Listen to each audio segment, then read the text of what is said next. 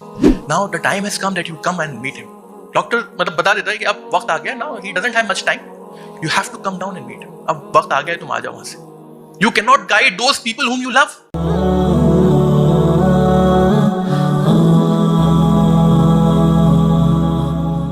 तो आप सोचिए क्या अटैचमेंट था नबी करीम सल्लल्लाहु अलैहि वसल्लम का अबू तालिब से.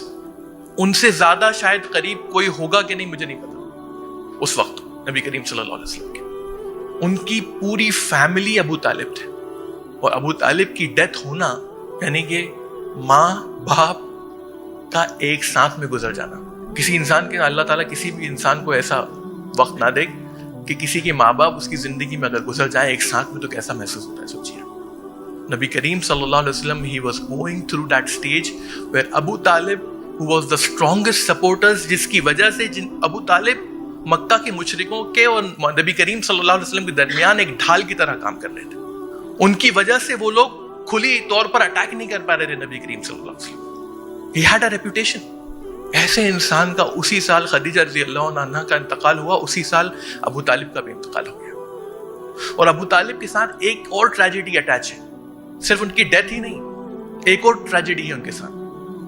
जब नबी करीम सल्लल्लाहु अलैहि वसल्लम को ये खबर मिली कि अबू तालिब जो है ही सिक नाउ, हमें कभी कभी खबर आती है, हम अगर कहीं बाहर बॉम्बे में काम कर रहे हैं या आउट ऑफ भोपाल काम कर रहे हैं, हमें खबर आती है कि अभी डॉक्टर ने कहा है कि तुम्हारी जो वालिदा हैं या तुम्हारे जो वालिद हैं या तुम्हारा जो भी कोई भी करीबी है, now the time has come that you come and meet him. Doctor मतलब बता देता है कि अब वक्त आ गया. Now he doesn't have much time. You have to come down and meet him. अब वक्त आ गया है, तुम आ जाओ वहां से. तो नबी करीम सल्लल्लाहु अलैहि वसल्लम को जब पता चला कि Abu Talib is sick to that level, he rushed through him. वो फौरन नबी करीम सल्लल्लाहु अलैहि वसल्लम उस कमरे में दाखिल हुए जहां पर अबू तालिब लेटे हुए थे और मक्का के और भी लीडर्स थे वहां पर. बताते हैं, हदीस में आता है कि नबी करीम सल्लल्लाहु अलैहि वसल्लम उनके बेड के करीब जाकर बैठ गए और उनका हाथ अपने हाथ में ले लिया. और हाथ अपने हाथ में लेकर नबी करीम सल्लल्लाहु अलैहि वसल्लम के आंखों में से आंसू बह रहे थे. और उनका हाथ में हाथ लेकर कहा, उन्होंने कहा, अंकल प्लीज आपने मेरे साथ क्या कुछ नहीं किया, सिर्फ एक बार कलमा कह दीजिए, बस एक बार कलमा पढ़ लीजिए, बस सिर्फ एक बार. बताते हैं कि अबू जहल भी था उस वहां पर और वो जोर जोर से चिल्लाने लगा. इतनी जोर जोर से चिल्लाने की, अबू तालिब क्या तुम अपने बाप दादा का दीन छोड़ दोगे? बिल्कुल मत छोड़ना, बिल्कुल मत छोड़ना. He was shouting and yelling like a wild animal. वो चाहता था कि अबू तालिब ये बात सुने भी नहीं कि नबी करीम सल्लल्लाहु अलैहि वसल्लम क्या कह रहे हैं. And he started yelling, shouting, screaming like anything. नबी करीम सल्लल्लाहु अलैहि वसल्लम ने जब ये देखा तो बताते हैं कि हदीस में आया कि नबी करीम सल्लल्लाहु अलैहि वसल्लम अबू तालिब के इतने करीब गए कि आपका जो मुंह था वो अबू तालिब के कान से टच हो गया. और टच होने के बाद नबी करीम सल्लल्लाहु अलैहि वसल्लम ने कहा उनके कान में विस्पर करते हुए कि अंकल क्या अब आप मुझे सुन पा रहे हैं? क्योंकि अबू तालिब ने कहा कि मोहम्मद मेरे नेफ्यू, मेरे भतीजे, मैं तो कुछ नहीं सुन पा रहा, इसकी आवाज में तुम क्या कहना चाह रहे हो मुझसे? तो जब करीब आ गए कान के और आपने विस्पर किया कि अंकल आप मुझे अब सुन पा रहे हैं, can you hear me now? हाँ उसने कहा, अबू तालिब ने कहा हाँ. उन्होंने अंकल प्लीज सिर्फ एक बार मेरे कान में आप विस्पर कर दीजिए, मैं अल्लाह के सामने गवाही दूंगा और कहूंगा कि आपने कलमा पढ़ा था. सिर्फ मेरे कान में आप विस्पर, मुझे नहीं चाहता कि ये सारे लोग सुने, मैं सिर्फ सुनना चाहता हूं. आप सिर्फ मेरे कान में कह दीजिए अशहदु अल्ला इलाहा इल्लल्लाह व अशहदु अन्ना मुहम्मद रसूलुल्लाह. सिर्फ एक बार. अबू तालिब ने अपने भतीजे की तरफ देखा और कहा, मेरे प्यारे भतीजे, तुम जानते हो मैं तुमसे कितनी मोहब्बत करता हूं, लेकिन मैं वो नहीं कर सकता जो तुम कहना चाह रहे हो. मैं वो काम नहीं कर सकता जो तुम कहना चाह रहे हो, जो तुम कह रहे हो मुझे करने के लिए. And he passed away, he died without accepting इस्लाम.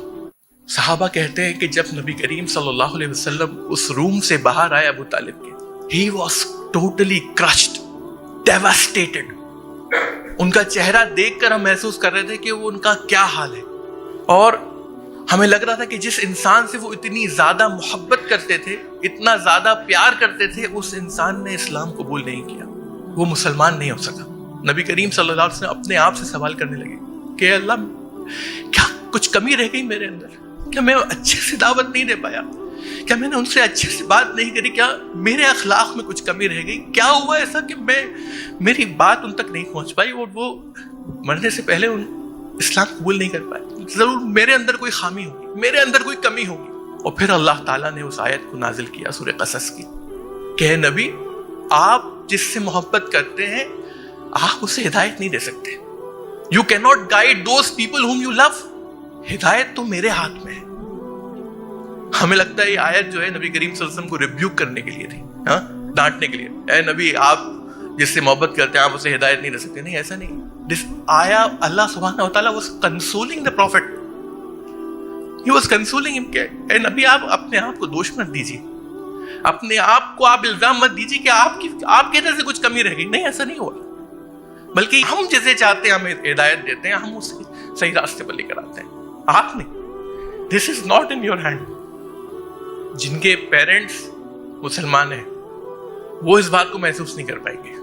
آپ ان ریورٹ سے پوچھیے جو ابھی بھی اسلام لے کر آئے, ان سے پوچھیے کہ وہ رات کو سونے سے پہلے کیا دعا کرتا ہے, صبح اٹھنے کے بعد اس کی کیا دعا نکلتی ہے. صرف ایک ہی چیز کہ اللہ, کاش آج وہ دن کہ میرے ماں باپ صحیح راستے پر رہتے ہیں. Let it be today.